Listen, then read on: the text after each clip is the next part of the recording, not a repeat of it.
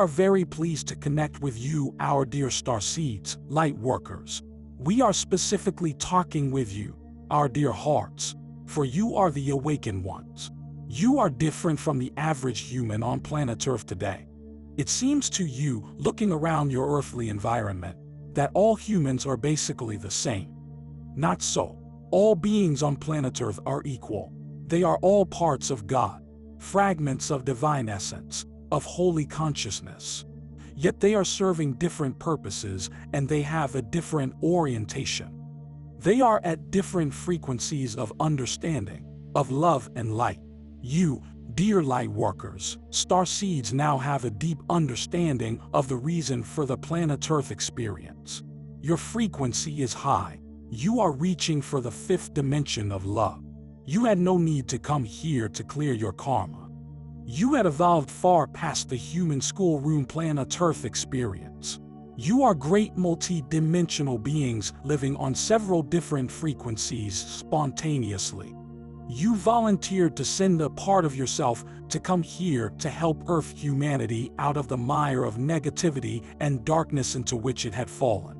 Many galactic beings have visited Earth over the ages. The reptilians, as they are called, were one of these visitors. Most of these visitors came and went.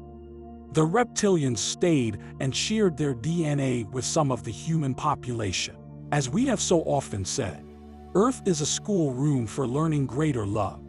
Earth humans come here to grow themselves by experiencing the fear that is so endemic on this planet. By feeling the negative emotions of hatred, anger, guilt, shame, blame, apathy, and depression, the realization is reached that this is not what the soul, the God consciousness that is the true reality of the human being, wants.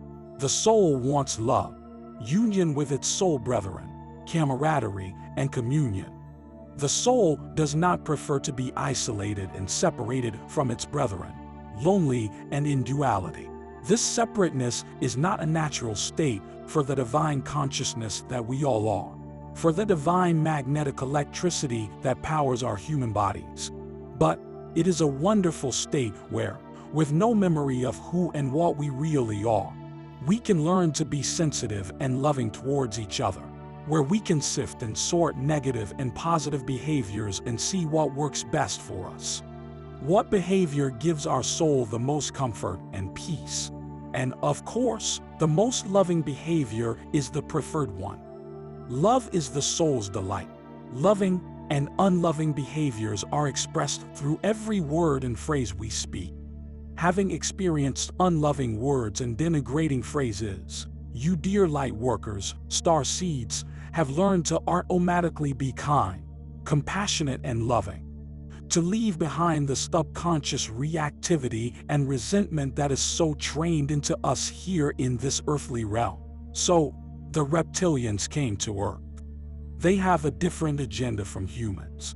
They are service to self, and they have no heart, no compassion. They are ruthless. They seek power and control, wealth and subservience from those around them. Whereas humans, in their unprogrammed state, are naturally loving and kind. These reptilians take joy in the pain of their victims. And humans are, and have been for eons, their victims. They look at humans as their prey, as their amusement, and as their food. Yes, they are very much cannibals. They feed on humans, and like cats playing with mice, their pleasure is to see humanity squirm in fear, pain, loneliness, and isolation from each other. They are of a different frequency from those that they manipulate. Humans, in the third dimension, are in a dream state. They come here, having planned their lives and the events of their lives for their best growth. And to complicate the matter, they have no memory of the divinity they truly are.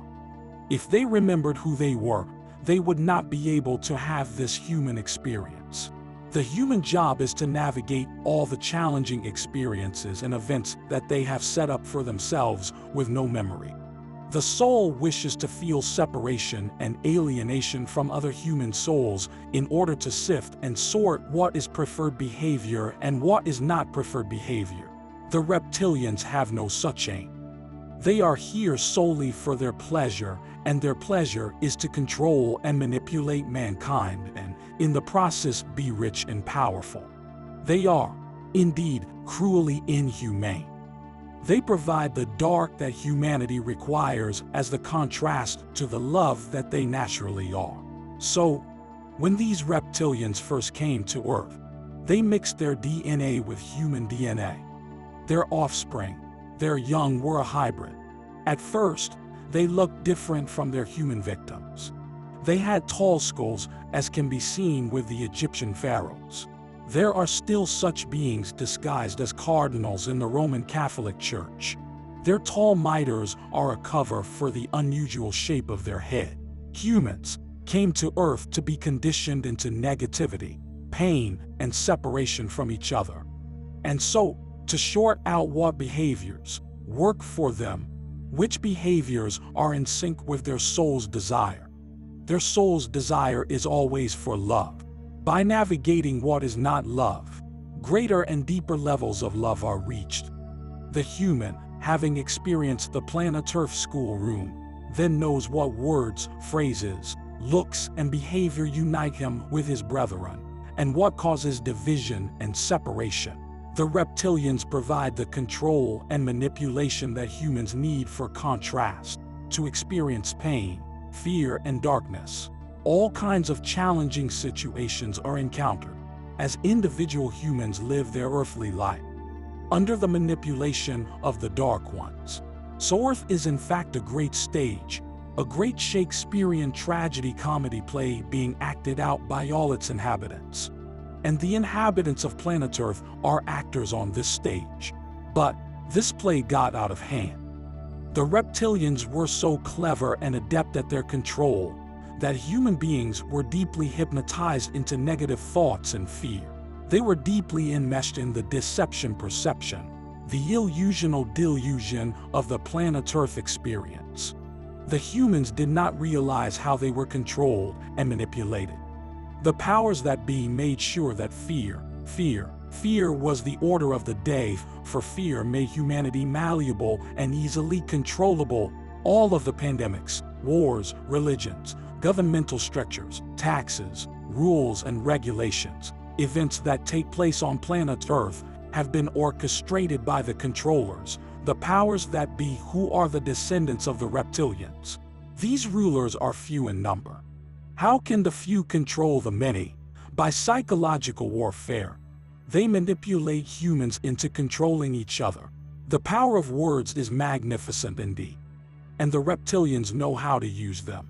Words repeated often, combined with certain harsh sounds and heavy colors, are fearfully hypnotic. They can also be lovingly hypnotic, as you well know, dear lightworkers, starseeds. For you now use them in such a loving manner all the time. And words can be evil and hateful, full of fear, creating panic and a feeling of imminent disaster and doom. Such is our situation today.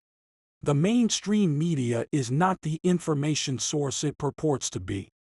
Quite the opposite. It is the disseminator of the reptilian agenda. It is propaganda. The few, who are the powers that be, control the media.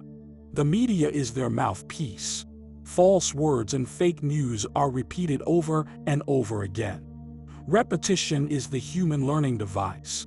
The darkly magical words and phrases used at a low frequency of fear hypnotize the human into obsequious behavior. And this is how the few control the many. Watching all the turmoil and disaster portrayed in the news, the fearful human polices his brethren. He insists that all of his peers adhere to all the ridiculous, bureaucratic rules and regulations. He yells in reactive panic as he sees the rules that he thinks will save his life violated by those around him. So, he polices his brethren to behave in accord with the reptilian agenda. And most of the cruel reptilian behavior was hidden from humans. They had no idea they were so manipulated, nor could they free themselves. They were too deeply and hypnotically enmeshed in their programming. That, dear hearts, dear souls, is why you came here to help. Again, You did not have to come. You volunteered to come. You knew it would be hard to live with your unconscious brethren, with those who poked and prodded at you constantly about not doing things right, about not being right. And indeed it was difficult, more difficult than you realized. You have nearly given up in desperation more than once. For to come here, you too had to have no memory of who and what you were. As you were criticized and judged, you came to think of yourself as a poor, incompetent, foolish creature. For so the words of your hypnotized human brethren claimed you to be. However, now you have navigated the human life. You have seen how words, expressions, and body language manipulate and control. You now know how to be kind and loving, compassionate and understanding of the human state. You have fulfilled the hardest part of your task. The truth has set you free. For ascension out of the third-dimensional fear paradigm, it is necessary to see the truth of human enslavement. The truth breaks the hypnotic spell of the deception perception and leads to enlightenment. No situation can be healed at the level at which it was created. People caught in the karma of the third dimension cannot change their situation. Only when they see how they are controlled and manipulated can they rise above that state. You have seen the control. You have seen the truth of the deep conditioning that the reptilian descendants, the Illuminati, have placed on humanity. You have done your research. You have passed through the dark night of the soul, where you realized that the principles, thoughts, and ideas by which you lived were not even your own. In fact, these ideas about life and ways of living and being were entrained into you in childhood, and you behaved according to your teaching. And so, this is what it is to be awake and aware. It is to see clearly how the government, society, and media manipulate mankind. It is to see clearly what effect every word and phrase of your brethren has on you, and what effect every word and phrase of yours has on your brethren. It is to be awake and aware of all that is going on around you and its deeper meaning. The Course in Miracles has a teaching that we do not know what anything is for. Third-dimensional humans do not know that this earthly existence is for growing our soul's frequency to greater heights. You do know that now, dear hearts. So, be patient. Be the love that you are. Just be, just breathe. You are fast ascending into the fifth dimension. You will be in that wonderful love vibration before your brethren. Each of you have your own path, your own ascension time and pattern. Then, from the upper room of love, you will be able to help your brethren, for the truth of the means of their imprisonment is about to be revealed to them. Ascension is the time of revelation, of the great revealing of the truth, and the times are full of chaos and fear. The controllers and their programmed human minions are panicking. They are pulling out all the stops, doing every desperate thing they can think of to keep humanity enslaved. It will not work. The divine has designated this as the time for humanity's freedom. As the truth is revealed, humanity will go into shock. This is where you come in, dear light workers, star seeds. You are the healers, the shamans, the enlightened ones. Between you all, you know the psychological and physical healing arts. You will help your brethren with their fearful awakening. Be patient, just be, just breathe. Slow, deep breathing is a sign of enlightenment. Smile at the discombobulation around you. For you know the divine truth that all is well and the planet Earth experience is almost over for you. And for all those that you came here to help, thank you for watching